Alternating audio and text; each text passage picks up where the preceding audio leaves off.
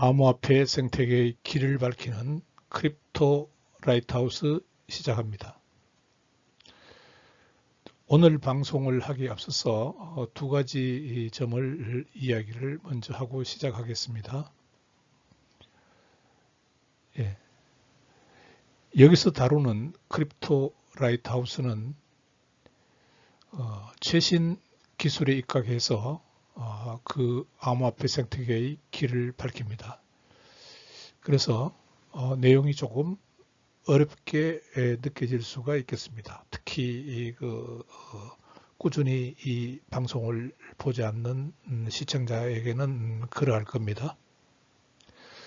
그 다음에 두 번째는 내용이 주로 이더리움에 관한 내용이 많습니다.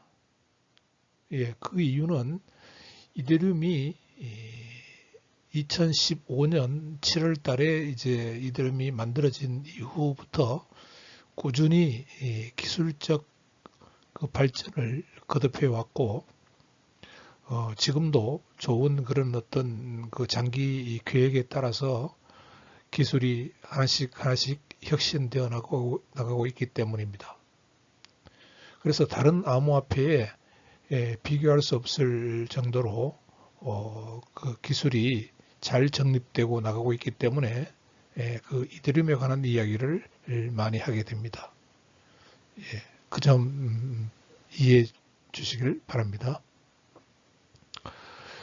2025년 1월 28일 주제는 기술 프로젝트와 사회적 프로젝트는 상호 의존적이라는 그런 이야기를 해보겠습니다. 이번 주제는 다소 조금 개념적인 이야기일 수 있습니다. 이 점을 이야기하기 위해서 비트코인과 이더리움의 차이점을 우리가 먼저 살펴볼 필요가 있는데요. 비트코인은 사토시 나카모토가 2008년 10월에 그 탈중앙화 시스템으로 처음 이제 비트코인 네트워크를 설계한 이후로 이 그 기술 프로젝트죠. 이 비트코인 네트워크라는 기술 프로젝트는 어떻게 보면은 그 프로젝트를 구축한 게 이제 그 소프트웨어, 그것도 일종의 그 프로젝트란 게 여기서는 소프트웨어로 구축된 그 시스템입니다. 그 소프트웨어 코드가 이 비트코인 그 맥시멀리스트들에 의해서 코드 is law, 그러니까 비트코인 코드는 헌법이다 이거죠. 절대로 고칠 수도 없고 고쳐서도 안 되는 것으로 그렇게 인식되어 왔고 그렇게 주장해 왔습니다. 그것은 이제 비트코인에 대한 그 가치를 아무도 그 가치를 훼손할 수 없다 이런 의미에서 그렇게 해왔겠죠. 그래서 그 비트코인이 네트워크가 사회적 프로젝트와는 단절의 기간이 있다고 볼 수 있습니다. 이에 비해서 이더리움은 2015년 이제 7월 달에 비트코인과는 다르게 스마트 계약 계정이라는 그 프로그램 코드가 돌아가는 우리가 일반적으로 이야기하는 그 사회의 그 컨트랙트, 뭐 보험 계약을 한다든지 의료 관련 계약을 한다든지 그런 어떤 그 보험 계약처럼 그것을 사람이 주도하는 것이 아니고 블록체인 네트워크가 그 계약 코드를 실행하면서 그 계약 코드가 10만 군데나 되는 그런 어떤 분산된 노드가 동일한 계약 코드를 돌리면서 그 합의에 의해서 아무도 실행한 결과에 대해서 이게 틀렸다라고 얘기를 하지 않고 동일한 결과로 그렇게 계약이 실행되도록 그렇게 해주는 그 기술을 이더리움이 개발했습니다. 예, 그래서 그것 때문에 이 이더리움 네트워크라는 그 기술적 프로젝트는 사회적 그 속성, 사회적 요구, 사회적 프로젝트 이것을 동시에 만족하면서 지금까지 발전해 오고 있다는 겁니다. 지금 10년 동안요. 거의 10년이 다 되었네요. 2015년 7월 달에 이게 ICO라 그래서 이니셜 코인 오퍼링 그래서 개발 자금을 마련하기 위해서 코인을 팔았습니다. 초기 발매를 해서 그 이후로 지금 거의 10년이 다 돼 갔는데요. 이 기간 동안에 이더리움은 엄청난 발전을 일으켜 왔습니다. 예. 그런 이야기를 오늘 해보겠습니다. 예, 기술과 사회적 프로젝트는 얽혀 있습니다. 예, 예, 얽혀 있습니다. 그래서 기술 프로젝트와 사회적 프로젝트는 상호 의존적이라는 거죠. 예, 상호 의존적입니다. 예를 들어서 인터넷이 만들어지면서 기존의 그 돈을 국제적으로 송금할 수 있는 방법이 상당히 편리해졌죠. 그전에는 뭐 또 어떤 뭐 다른 방법으로 송금을 했겠죠.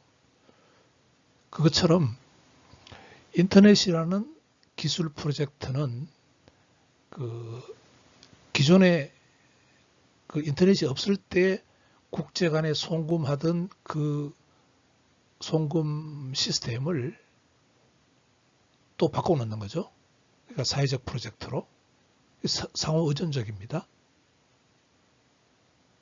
그래서 이 지금으로 보면은 이 기술 시스템 여기서는 한정해서 이제 암호화폐와 블록체인이라고 이야기합시다. 이 기술 시스템은 사회적 프로세스에 영향을 받습니다. 예, 사회적 프로세스에. 그리고 이 사회적 프로세스는 또요, 기술에 의해서 강화됩니다. 예. 그래서 기술 생태계, 암호화폐와 블록체인 생태계는 사용자를 끌어들이고요. 그 사회적 프로세스에 의해서 사용자를 끌어들입니다. 그 다음에 사용자가 끌어들이니까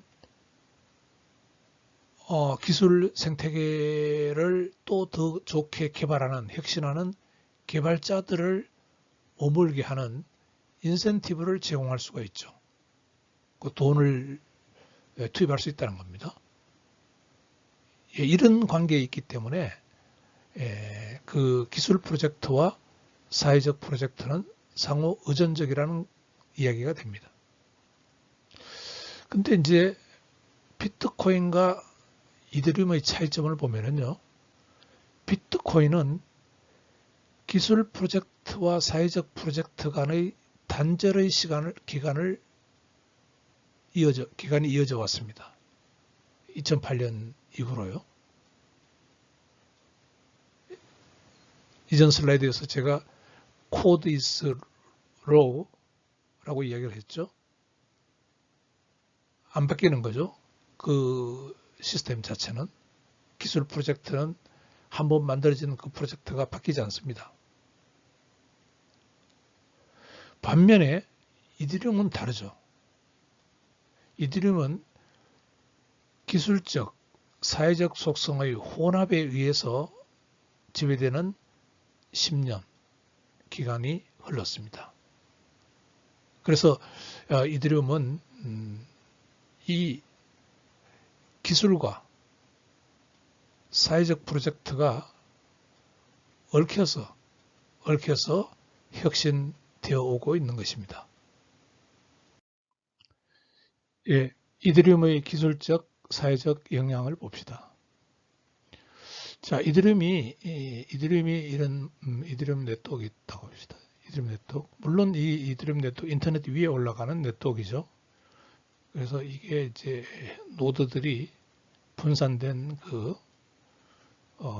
중앙화 시스템에서는 하나밖에 없어야 될 그 노드가 여러 개의 노드가 이렇게 있습니다. 뭐 10만 개면 10만 개의 노드가 이더리움 노드가 이렇게 있죠. 예, 있습니다. 예. 그래서 이걸 이용하는 사람들이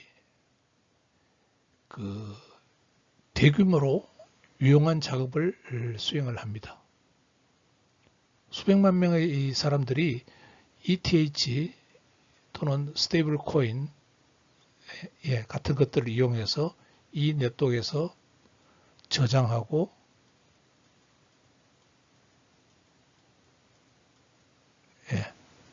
거래하고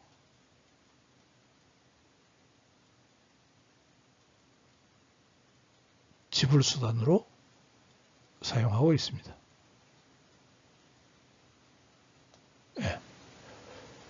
그 다음에 ENS가 뭐냐면요. 자, 이제 인터넷을 한번 봅시다. 인터넷이 이렇게 있으면은, 인터넷은 이제 뭐 이렇게 라우터들이 있겠죠. 인터넷은 이걸 라우터라고 하는데, 라우터요. 라우터들이 이렇게 연결돼서 인터넷을 만들어주고 있습니다. 그럼 정보를 전달해주는 장치죠. 이렇게 해서 해주고 있는데, 이 인터넷이 잘 동작을 하려고 하면은 뭐가 있어야 되느냐 하니까 DNS라는 게 있어야 됩니다. DNS. 도메인 네임 시스템. 이거 좀 깊게는 들어갈 수 없습니다만은 이 도메인 네임 시스템이 없으면은 인터넷이 동작을 하지 않습니다. 동작을 하더라도 아주 사용하기 불편하게 동작을 합니다. 인터넷이. 그거 마찬가지로 이더리움 네트워크, 이 네트워크가 아주 편리하게 동작하도록 하기 위해서 여기서는 뭐가 있느냐면은 ENS가 있습니다.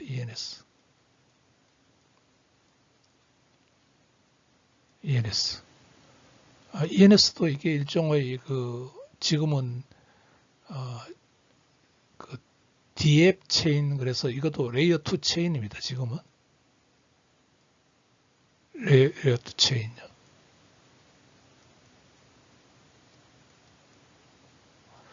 ENS가 있습니다.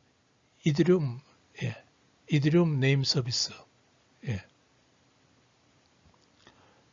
자, 이런 것들이 이 이더리움 네트워크의 블록체인 이용 환경을 개선해 오고 있다는 것이죠.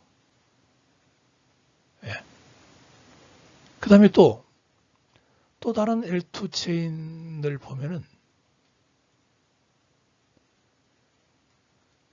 지금 보면은 유니스왑이라는 게 있습니다.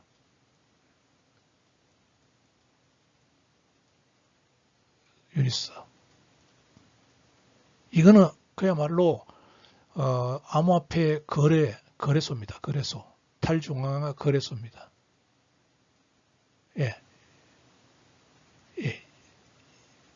이것도 이제 그래서 암호화폐를 이용해서 높은 수익성, 쉽게 말해서 돈을 벌 수 있게 해주고요. 그 다음에 자산에 대해서 위험성도 뭐 이게 자산을 잃어버리거나 남한테 이제 도둑 맞는다거나 그런 위험 없이 안전하게 수익을 올릴 수 있는 그런 디파이의 도구로서 탈중앙화 금융의 도구로서 이게 작동할 수가 있습니다. 그래서 이더리움은 이처럼 대규모로 유용한 작업을 수행할 수가 있습니다. 그래서 기술과 그런 어떤 사회적 그런 영향력을 크게 미치고 있다는 것이죠. 그래서 그 사회적 네트워크, 금융 시스템. 이게 이제 유니스왑 같은 경우고요. 예, 유니스왑.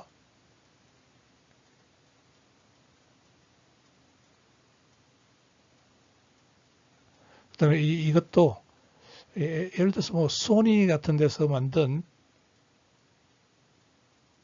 소니 게임 업체 소니가 만든 소네이옴이라는 그 L2 체인.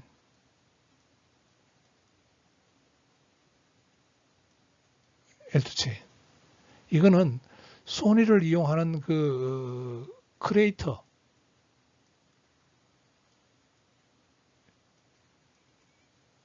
제작자요. 제작자하고 그걸 이용하는 그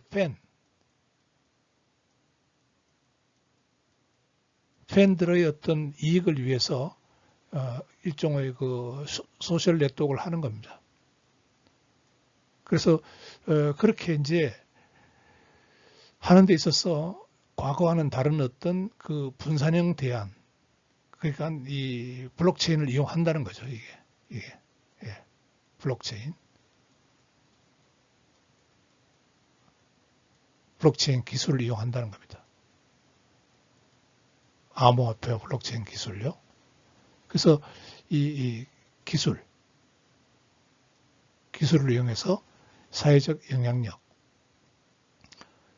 그러니까 소니와 같은 소셜 네트워크, 그 다음에 유니스왑과 같은 금융 시스템에 영향력을 행사해 오고 있다는 겁니다.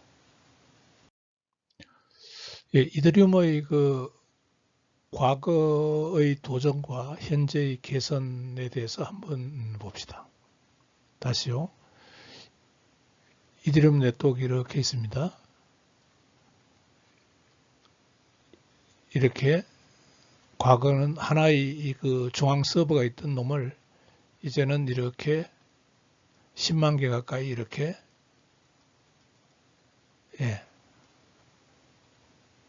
분산 노드를 해서 이 시스템을 돌리니까 그게 이제 이 탈중앙화가 됐죠. 탈중앙화.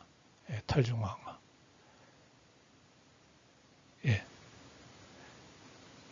그렇게 하면서 이제 보안성을 향상시키고요. 그래서 이 탈중앙화 시스템에서 이 모든 노드가 여기서 돌아가는 소프트웨어가 같은 그 소프트웨어로 만들어져 있는 코드로 돌아갑니다.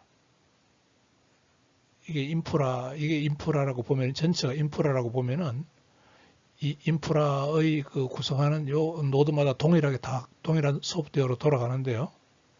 그거는 이제 이더리움 노드를 운영하고 싶으면은 이 이더리움 그 코드를 재단으로부터 다운받아서 누구나 이 노드를 운영할 수 있습니다. 그게 이제 퍼미션리스 그러는데요. 허가 없이 운영할 수가 있습니다. 누구나 다운로드 받았어요.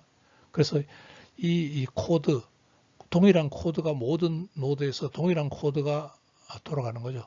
소프트웨어가, 코드가요.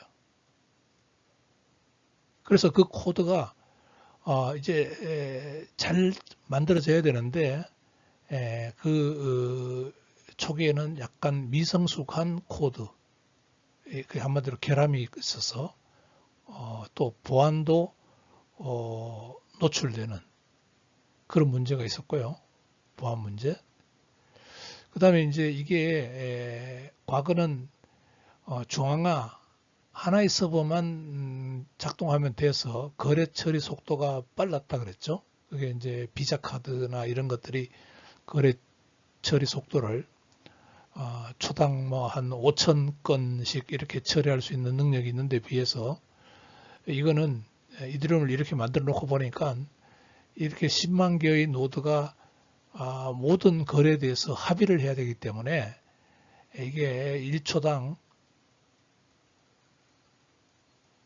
한 뭐 20개 정도의 처리밖에 해줄 수가 없었습니다. 이 TPS라고 그러는데요. Transaction per Second. 이것밖에 처리를 할 수가 없었어요.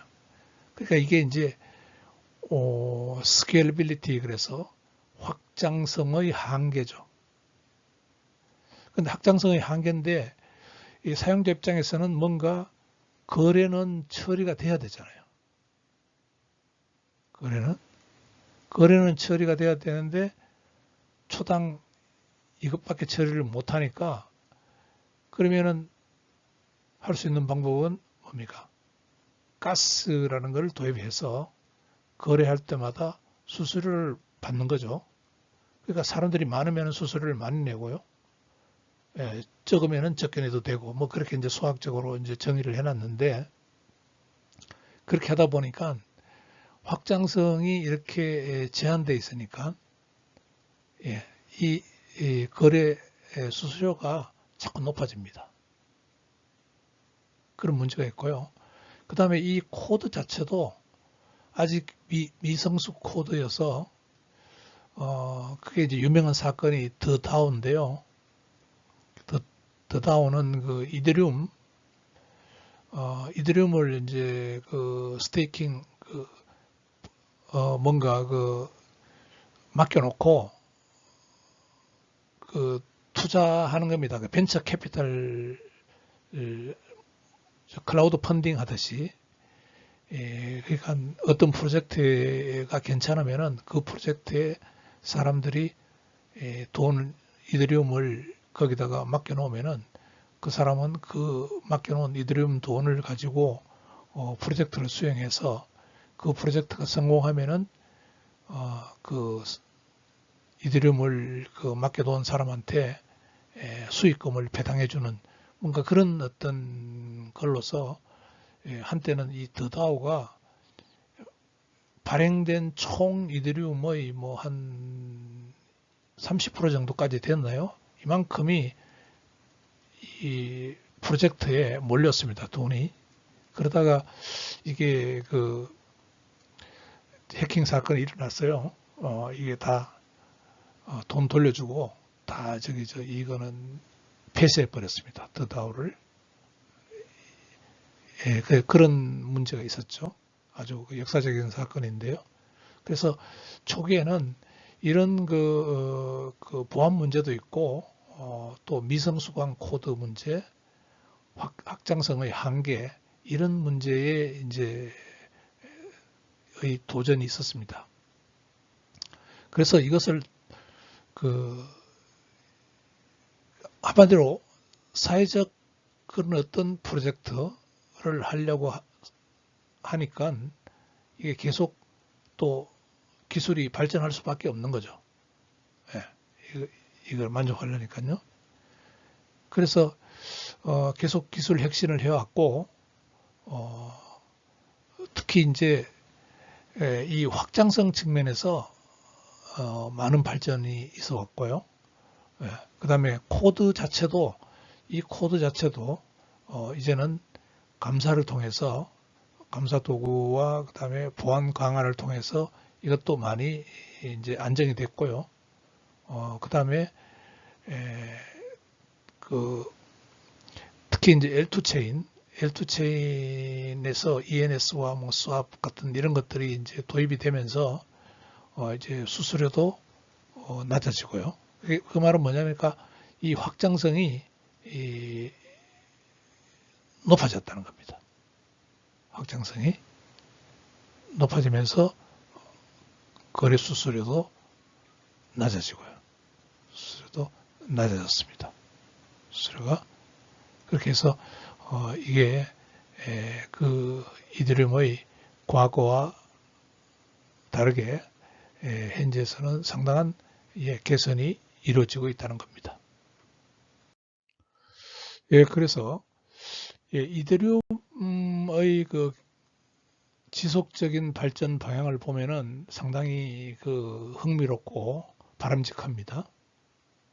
그래서 이 기술적인 면과 사회적 면, 속성의 항상 균형이 필요하다는 거죠. 균형이 필요합니다.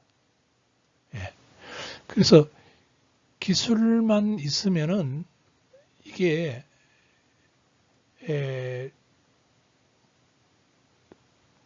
사회적인 그런 속성을 만족을 시키지 못하기 때문에 비효율적인 커뮤니티로 전략합니다. 그 이더리움 커뮤니티가요. 이더리움을 좋아하는 사람들, 이더리움을 가지고 있는 사람들, 뭐 이거 다 이더리움 커뮤니티라고 보면은요. 예, 전략합니다. 기술만 있으면은 비효율적인 커뮤니티로 전략하는데, 자, 이런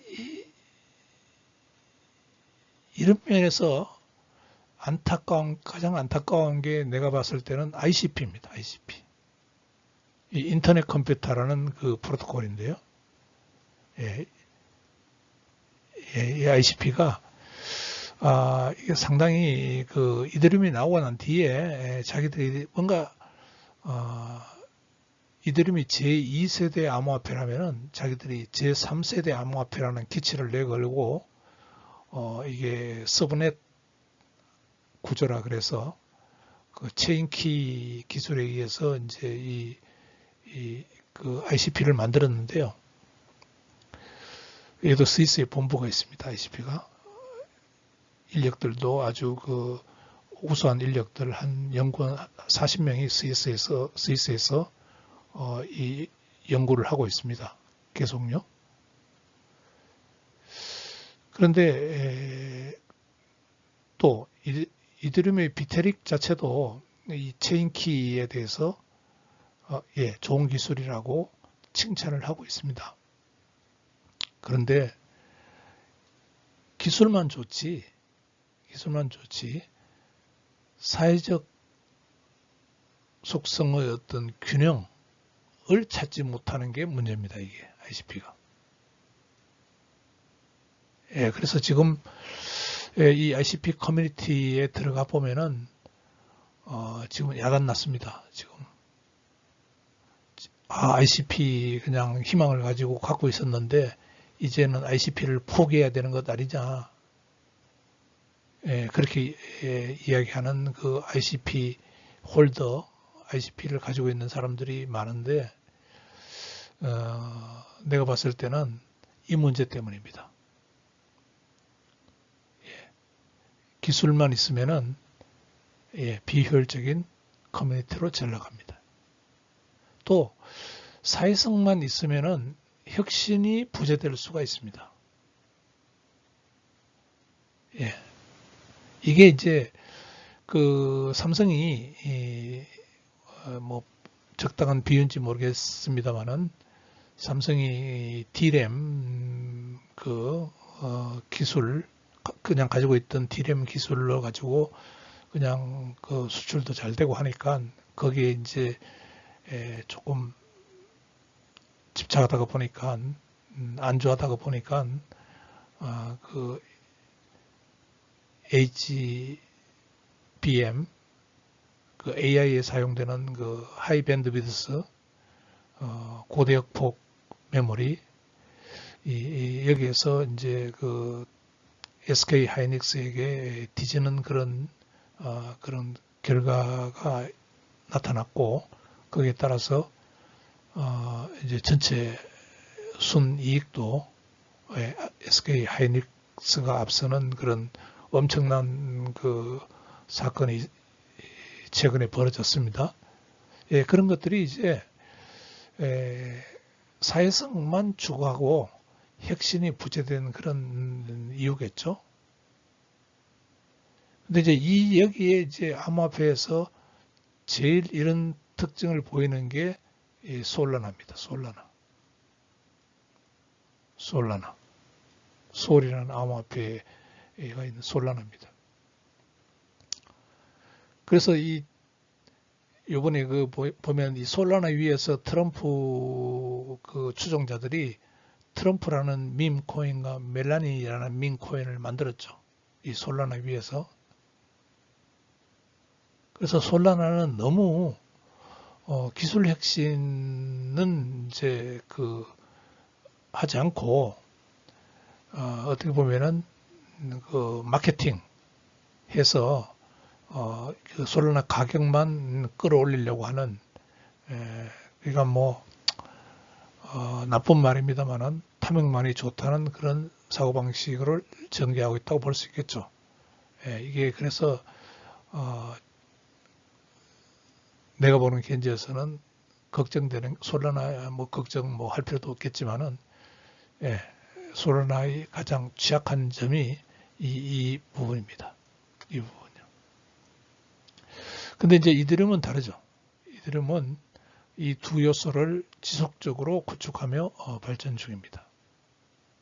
여기 오른쪽에 그림이 있는데요.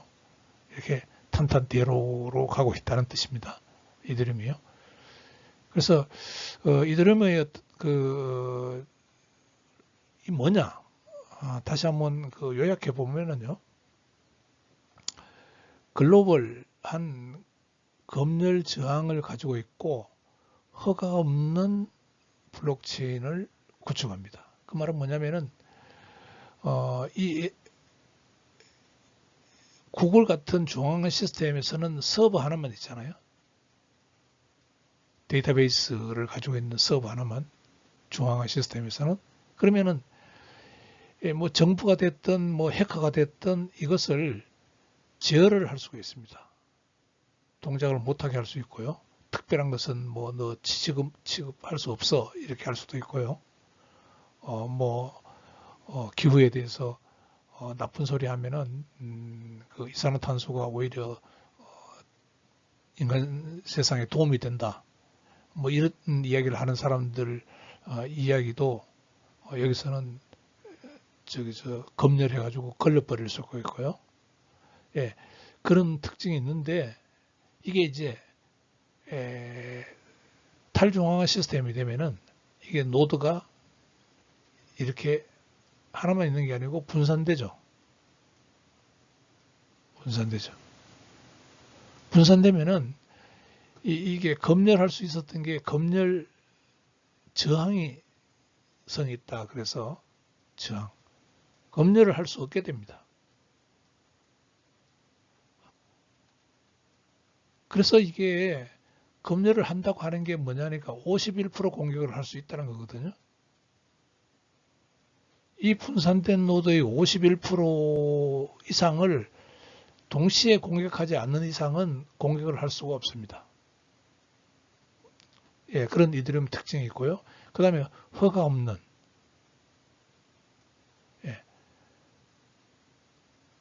이 노드에 참여하는 것도 허가 없이 참여할 수 있고요. 이 네트워크를 이용하는 것도 허가 없이 이용할 수 있습니다. 우리가 마찬가지죠.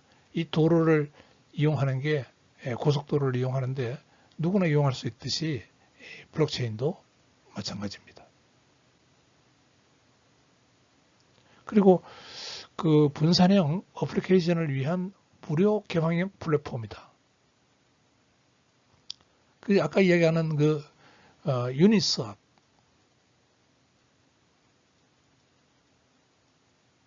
이게 분산형 어플리케이션이거든요. 이런 것들을 여기에다가 그냥 이더리움 네트워크에다가 올릴 수가 있습니다. 이 DApp이죠. 일종의 DApp, 분산형 어플리케이션, Decentralized Application. 이런 프로젝트를 만들어 가지고 여기에 누구나 올리면 됩니다. 예, 이더리움이요. 물론 그 레이어 1에 올려도 되고요. 레이어 2에 올려도 되고 그러겠죠. 예, 올려도 됩니다. 그러니까 이게 개방형 플랫폼이라는 겁니다. 예. 근데 이제 이게 중앙 시스템 같으면은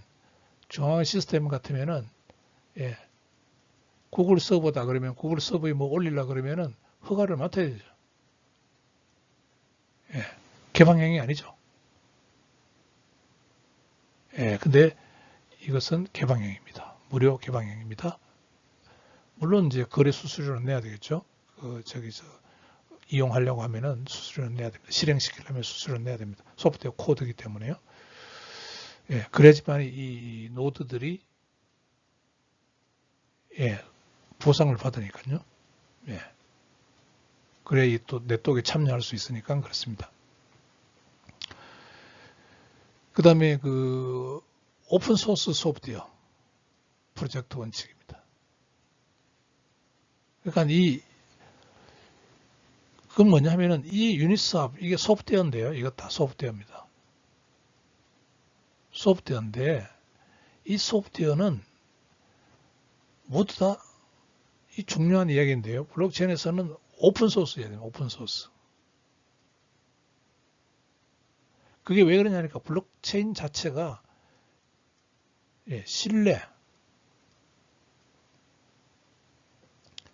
신뢰해서 우리가 블록체인을 이용하는 게 아닙니다. 신뢰해서 이용하는 게 아니고요. 검증이 되기 때문에 누구나 검증할 수 있기 때문에 안전하게 이용하는 겁니다. 누구나 검증하기 때문에.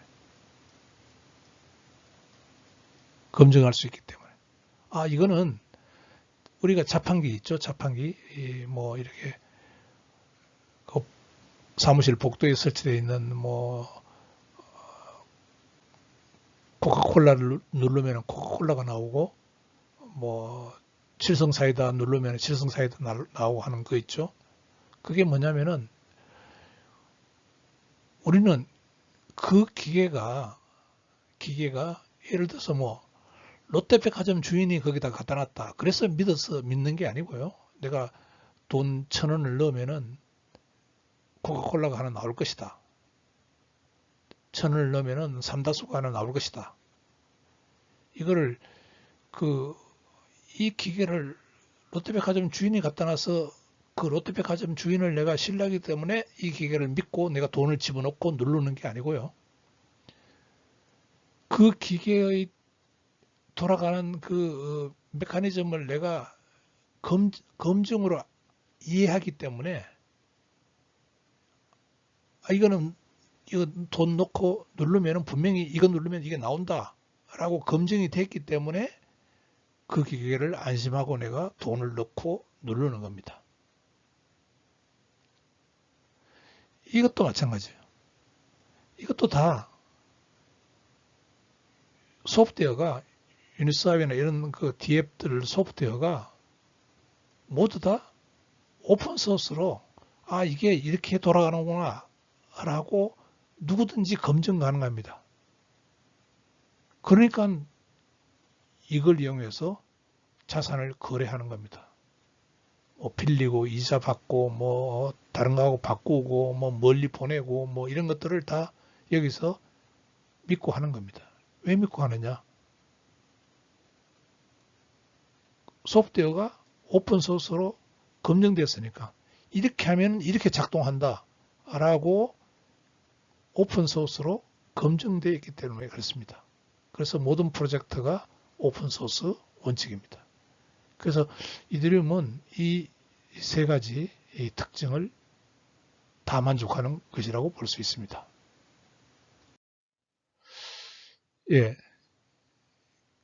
그 블록체인 기술이라고 하면은 암호화폐와 블록체인 기술이라고 하면은 탈중앙화, 보안, 확장성. 이렇지만은 지금 이제 초점이 확장성을 어떻게 높여갈 것이냐. 이러한 그 전략에 이더리움에서는 그 단기, 중기 목표가 잘 정립되어 있습니다. 그래서 이것이 목표가 기술적 효율성, 기술과요, 사회적 유용성을 동시에 강화하는 쪽으로 그렇게 진행시켜 나가고 있다고 볼 수 있고요. 그